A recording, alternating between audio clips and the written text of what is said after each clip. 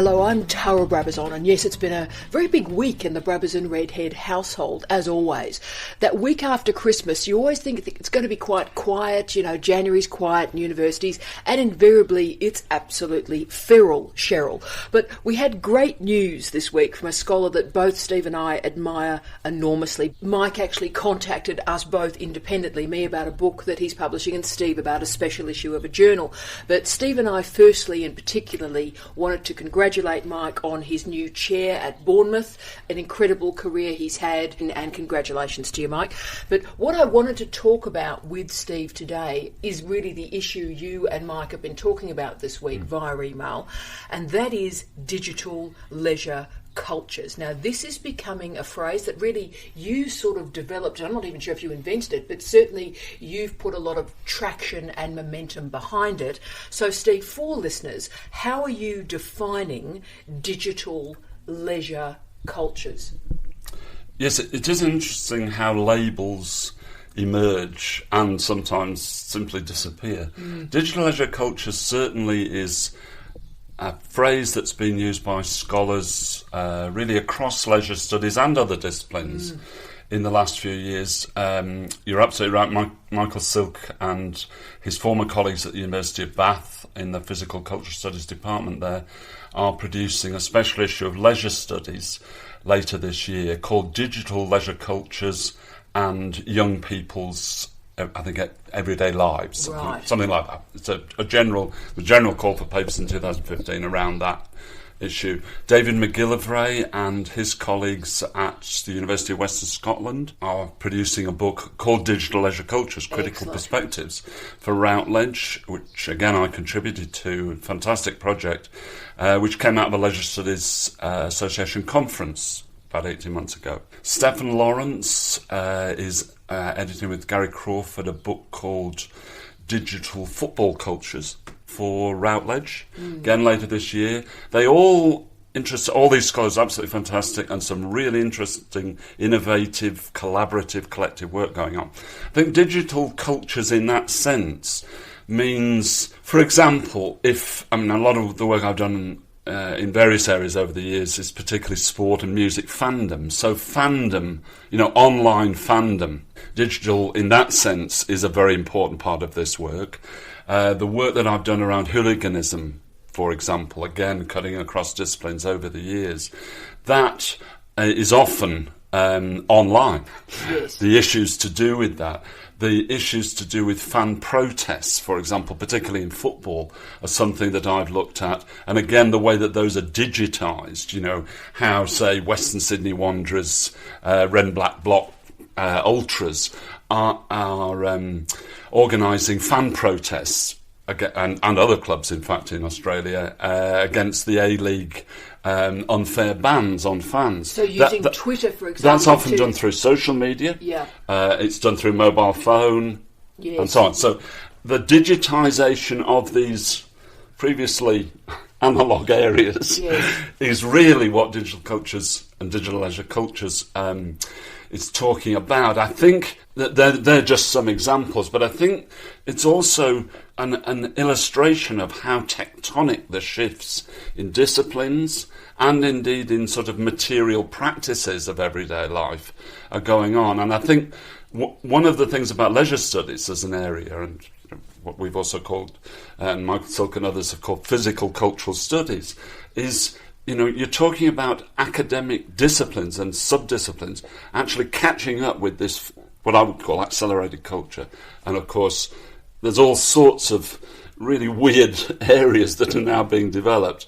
But I suppose that's really what it's about. It's about a digitisation of previous analogue areas of research. Yes, and see, I'm interested in that because from my perspective, I would go a couple of stages further. Yes, I would say perhaps it is systemically different, that the difference between an analogue leisure culture, if you will, and a digital leisure culture, for me there are two variables. The first is disintermediation, and the second is deterritorialisation. Yes. So Can you explain those? I will attempt to do thus. And of course all of this is about geosocial networking as well, but deterritorialisation is suggesting that digitisation has rendered us post-territory, post-geography, post-place. And of course, like with post-colonialism, the post doesn't signal after, it signals a critical engagement with that which follows. Yes. But it is about suggesting digital spaces. So you could be a fan of Perth Glory in Perth, or in Liverpool, or in Manchester,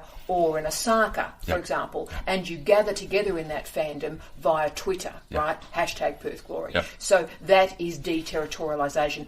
Disintermediation for me is the characteristic of the post-Web 2 environment, and it also for me is the characteristic of what makes this interesting, because it suggests we're losing chains in the supply chain, if you will. So we used to have a writer who would then have an editor, who would then have a copy editor, who would then have a publisher, who would then have a printer, who would then, send it to a bookshop and then would be sold, right? So they are the chains of production to consumption. Now, what digitisation post-Web 2 has done has got rid of those chains. So the producer is also the consumer, and you haven't got all those mitigating steps between production and consumption. So the producer can generate material at speed and proliferate it to an audience far beyond what would have been possible in analogue environments. But for me, the one other variable that I love about this, and I've loved your work and the idea that you're moving into this area, is that leisure is back. Yes. And for me, I've been teaching cultural studies for a very long time now, and it used to break my heart that it seemed we were losing leisure because work was taking over everything, the 24/7 digital workplace, and then lifestyle, this hyper-consumerism was taking over, and we lost leisure. So do you think leisure is making a bit of a fight back through this disintermediated, deterritorialised environment?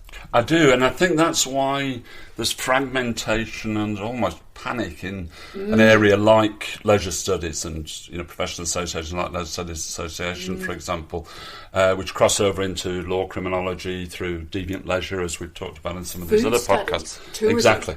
Exactly. And I think that's part of that is because the digitisation process is so recent.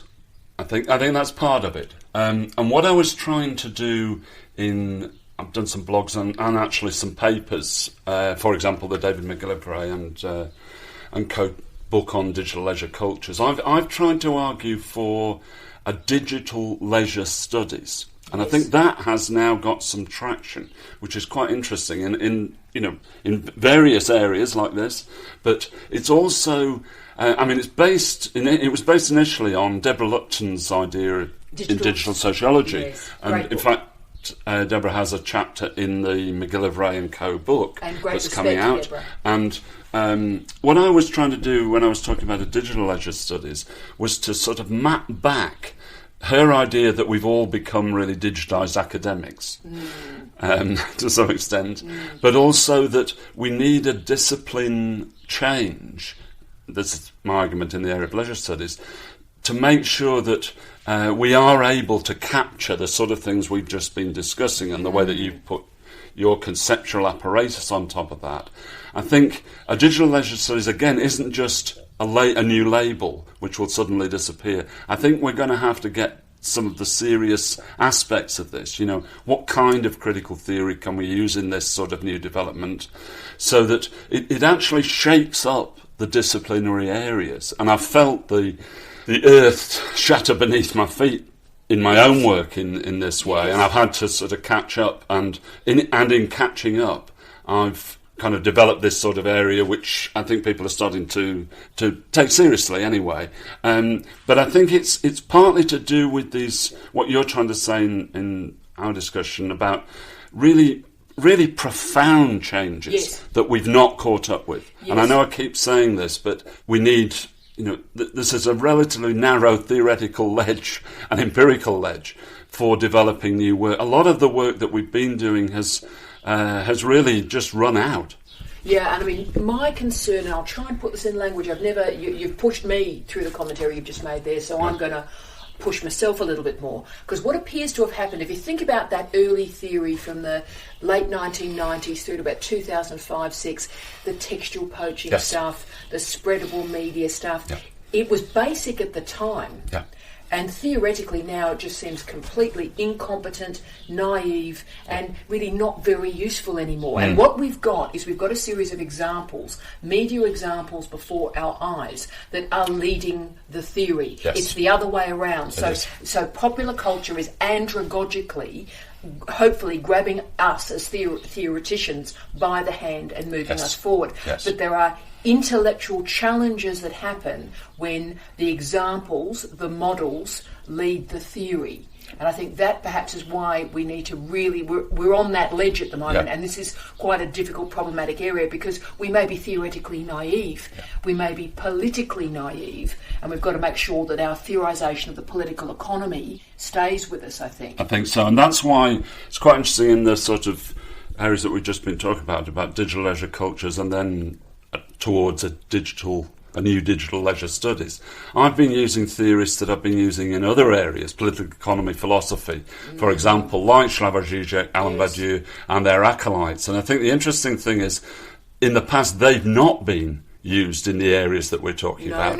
But actually, because of their work on political economy, with their work from philosophy and from materialism, they are actually the most important theorists to be using. It's really quite ironic. They've been ignored for decades in these sorts of areas, and suddenly they've become the go-to people.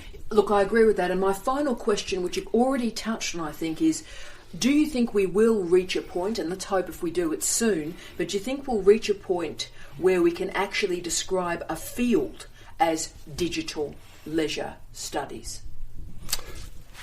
I'm not sure. I suppose in my recent work, in some of these chapters and essays which are actually coming out in 2016, I was trying to provoke, partly provoking myself, but also trying to provoke a bit. And maybe it's an area, maybe even fields themselves have dissipated. And I'm really, in general, trying to argue that, certainly in my theoretical times work, that we are post-disciplinary in many ways. And maybe that's what we are. So it's not necessarily a good thing to look for new fields. But I think the idea of using different labels, different concepts, different theories, to try to map out where we're going is really what's important.